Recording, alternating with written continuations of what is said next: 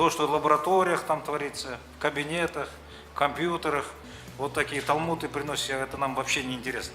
Я когда в них заходил, это неинтересно, ребята. Уберите это все.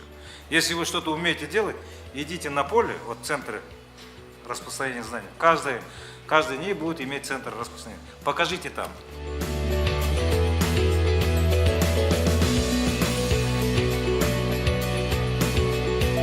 Дальше фермеры должны сказать, да, это в принципе нормально, это можно принять, но мы еще хотим вот такие вопросы обсудить, которые у нас... И это возвращается опять НИИ. НИИ уже работает над этими проблемами, не над теми, которые они сами выдумывают.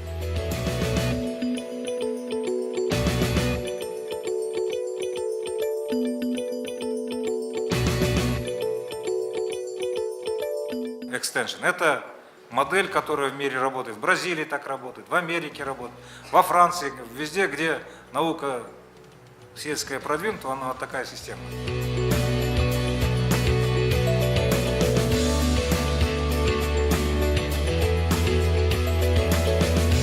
Это очень важная программа. Мы будем подбирать молодых и отправлять не так там, чтобы учиться там в лаборатории, а надо работать, чтобы они там работали в этих институтах и возвращались. Только в прошлом году у нас 114 молодых ученых добавилось.